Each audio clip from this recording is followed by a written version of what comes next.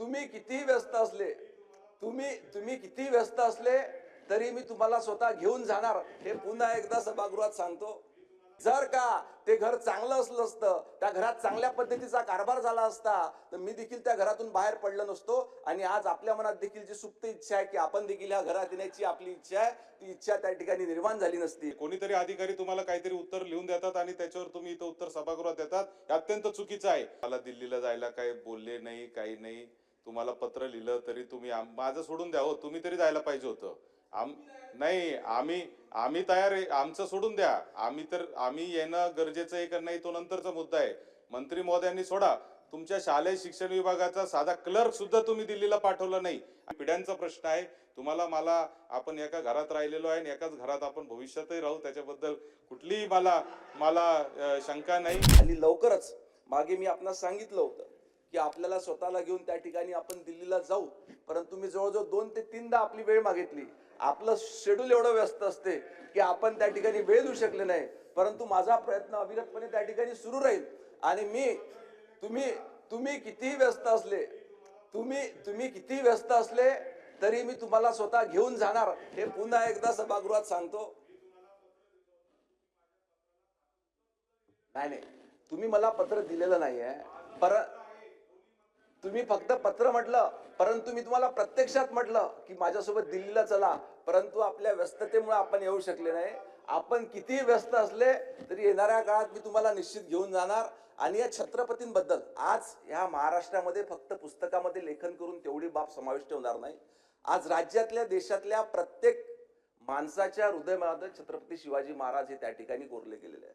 दुसरं आपण बोलता बोलता या ठिकाणी सांगून गेले की संगमनेरमध्ये एक छत्रपती शिवाजी महाराजांचं स्मारक त्या ठिकाणी उभं करायचं आहे आणि त्याचा प्रस्ताव जिल्हा नियोजन समितीने नगर विकास विभागाकडे पाठविला आहे। आता मी देखील 2 जिल्ह्याचा पालकमंत्री आहे। जिल्हा नियोजन समितीमध्येच प्रावधान त्या ठिकाणी आहे, राज्य शासनाकडे पाठवायची काय आवश्यकता नाही। जिल्हा नियोजन समिती स्वतः तरतूद करून त्या ठिकाणी मान्यता देऊ शकते आणि महाराजांचं स्मारक त्या ठिकाणी तयार होऊ शकते। दुसरं आपण सांगितलं की मनोरा आमदार निवास, की छत्रपतींनी उभे केलेले गड किल्ले हे 300 ते 400 वर्षापासून त्या ठिकाणी उभे आहे आणि मनोरा आमदार निवास 20 वर्षामध्ये पाडण्याची वेळ त्या ठिकाणी आली।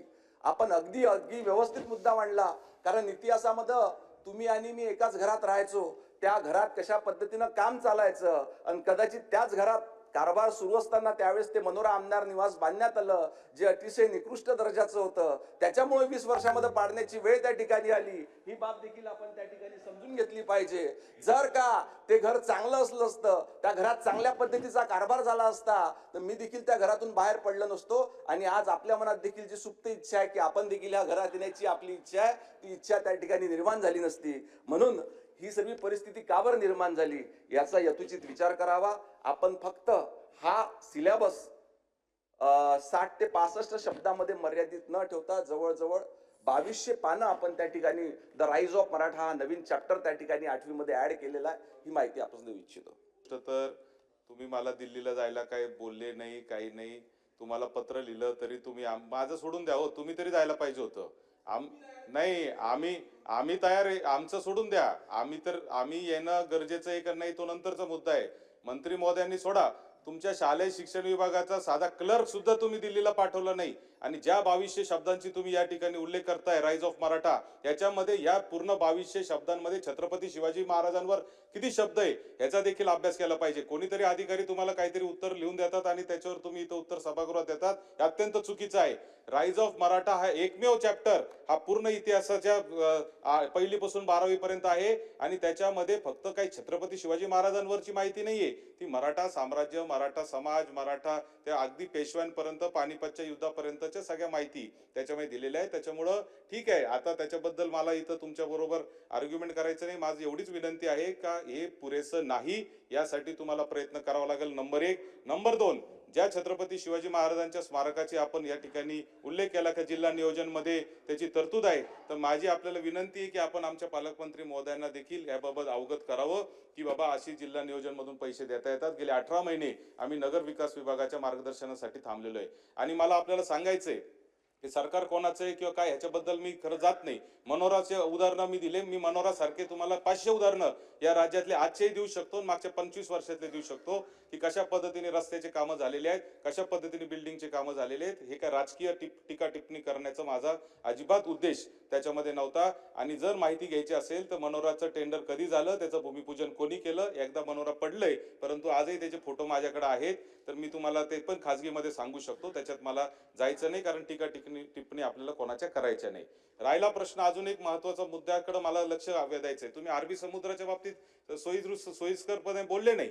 काय झालं अरबी समुद्रातल्या छत्रपती शिवाजी महाराजांच्या स्मारकाचं, त्याबाबत आपण बोलले नाही. आज तुम्हाला अजून एक उदाहरण सांगतो. नाशिक पुण्याच्या हायस्पीड रेल्वेचा एक सातत्याने आम्ही मागणी करतोय.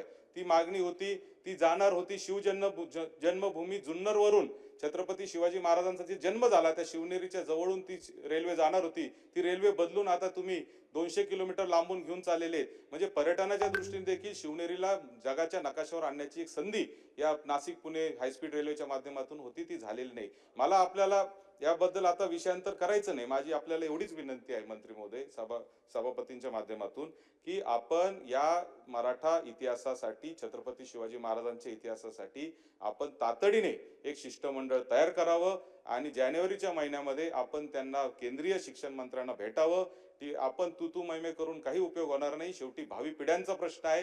तुम्हाला मला, आपण एका घरात राहिलेलो आहे आणि एकाच घरात आपण भविष्यातही राहू, त्याच्याबद्दल कुठलीही मला शंका नाही आणि त्याच्याबद्दल कुठलंही माझ्या मनामध्ये भेद नाही. परंतु भावी पिढ्यांच्यासाठी छत्रपती शिवाजी महाराजांचा इतिहास हा जगासमोर आलाच पाहिजे, अशी माझी या ठिकाणी ठाम मागणी आहे.